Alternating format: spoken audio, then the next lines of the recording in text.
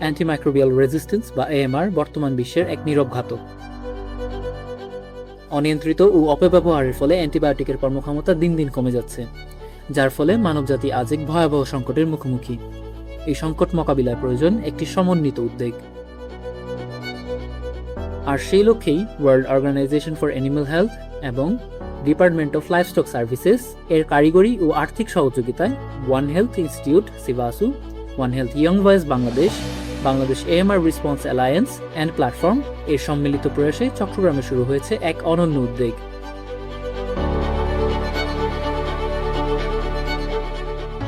AMR awareness for schools, educate, engage and act for a healthier future শিরোনামের awareness campaign. আয়োজনের শুরুতেই সম্মানিত অতিথিবৃন্দ তাদের মূল্যবান ও দিক নির্দেশনামূলক বক্তব্য প্রদান করেন। কিন্তু দিনটি কেবল প্রথাগত বক্তৃতার ছিল না, এটি ছিল সৃজনশীলতার। নিজের নামের প্রথম অক্ষর দিয়ে একটি প্রাণী আঁকা এবং সেই প্রাণীর সাথে নিজের চারিত্রিক মিল অমিল খুঁজে বের করার মাধ্যমে সকলের সাথে পরিচিত হওয়ার এই আনন্দঘন মুহূর্তটি আমাদের ওয়ান হেলথ বা এক স্বাস্থ্য ধারণার সাথে আরও গভীরভাবে মিশিয়ে দেয়।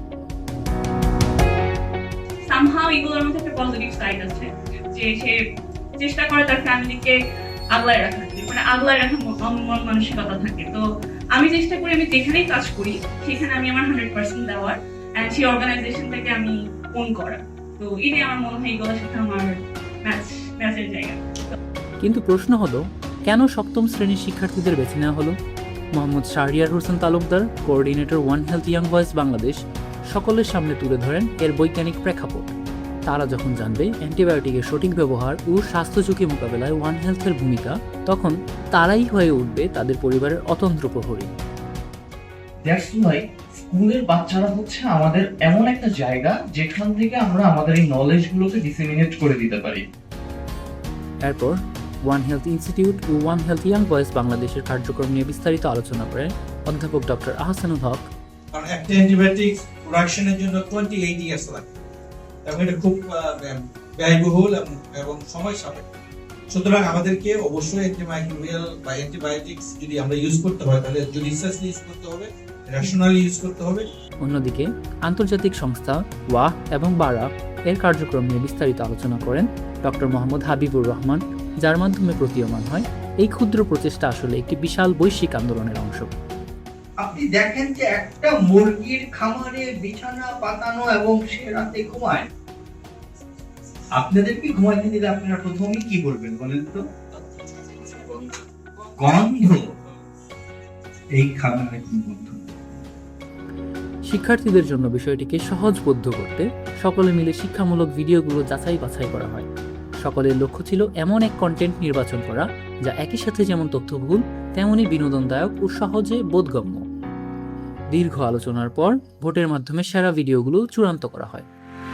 দিনের সবচাইতে মজার অংশ ছিল problem reaction solution role play. সেশনটি পরিচালনা করেন ডক্টর মোহাম্মদ হাবিবুর রহমান। 3টি গ্রুপে ভাগ হয়ে বাস্তব জীবনের সমস্যা, তার প্রতিক্রিয়া ও সমাধান তুলে ধরা হয়। কেউ ছিল নোংরা পরিবেশ সৃষ্টিকারী মেসি টিম,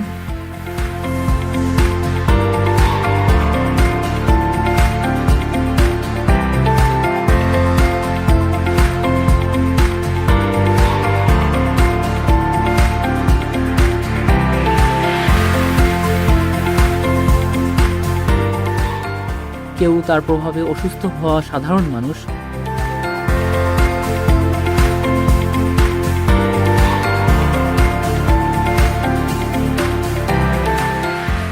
আর কেউ ছিল সেই সমস্যার সমাধানকারী। এই অনুশীলনের মাধ্যমে হাতে কলমে অসুস্থতার কারণ চিহ্নিত করা হয় এবং একই সাথে কিভাবে সমন্বিত প্রচেষ্টায় রোগ প্রতিরোধে ভূমিকা রাখে তাও প্রতীয়মান হয়। এরপর হচ্ছে টিফিন টাইমে ময়লা ফেলা আর একজন আরেকজনের সাথে বোতল ছুঁড়ে মারামারি করা, এটা ছেলেদের ক্ষেত্রে কমন। স্বাস্থ্য সচেতনতার অংশ হিসেবে দুপুরের খাবারের আগে সবাই নিয়ম মেনে হাত ধুয়ে নেয়। বিরতির পর শুরু হয় আসল কর্মযজ্ঞ। ভিডিওগুলো থেকে কি কি বার্তা শিক্ষার্থীরা পাবে এবং কিভাবে তাদের মেধা মূল্যায়ন করা হবে তা নিয়ে বিস্তারিত মডিউল তৈরি হয়। কুইজ থেকে শুরু করে লিডারশিপ স্কিল সবকিছুই এই মূল্যায়নের অন্তর্ভুক্ত। সবশেষে বাংলাদেশ এএমআর এর বর্তমান পরিস্থিতি বা গ্রাউন্ড ট্রুথ সম্পর্কে আলোচনা করেন ডক্টর মোহাম্মদ রিদওয়ান পাশা, যা থেকে উপলব্ধ হয় যে আমাদের চারপাশে এই নীরব মহামারী রুখতে এখনই কাজ শুরু করা কতটা জরুরি। প্রথমটা হচ্ছে ওভার প্রেসক্রাইবিং অফ অ্যান্টিবায়োটিক্স। ওই যে বলেছে বাচ্চা অসুস্থ, মা বলছে অ্যান্টিবায়োটিক দাও, বাবা বলছে অ্যান্টিবায়োটিক দাও। 2 নম্বর, patients not finishing their treatment. 2 দিন হয়েছে, ভালো লাগছে, 3য় দিন আর আল্লাহ হাফেজ, ভুলে গেছে। এখন কিন্তু 2 দিন কিন্তু অ্যালার্ম দিয়ে খাইছে, 3য় দিনে এসে আর কোনো খোঁজ নাই। এছাড়াও তিনি প্রতিযোগিতার মূল্যায়ন পদ্ধতি নিয়ে আলোচনার মাধ্যমে একটি মূল্যায়ন পদ্ধতি নির্দিষ্ট করেন। সর্বশেষ আয়োজনের মধ্যমণি ইস্পাহানি গ্রুপের চট্টগ্রামের বিভিন্ন স্কুলের সম্মানিত শিক্ষক প্রতিনিধিবৃন্দ AMR প্রতিরোধে তাদের দৃঢ় প্রত্যয় ব্যক্ত করেন এবং সেই সাথে সমন্বিত ওয়ান হেলথ প্রয়াসের মাধ্যমে এই আন্দোলনের লক্ষ্যসমূহ পূরণে একাত্মতা প্রকাশ করেন। এরই মধ্যে দিয়ে একটি সার্থক ও ফলপ্রসূ কর্মশালার সমাপ্তি ঘটে। তবে এটি কেবল শুরু। আমরা প্রস্তুত হচ্ছি 5টি স্কুলের শিক্ষার্থীদের কাছে পৌঁছাতে, যারা ভবিষ্যতে হবে একজন AMR অ্যাওয়ারনেস অ্যাম্বাসিডর। আমাদের স্বপ্ন একটি সুস্থ ভবিষ্যৎ, যেখানে ওষুধ হারাবে না তার কার্যকারিতা, আর প্রকৃতি ও মানুষ থাকবে নিরাপদ।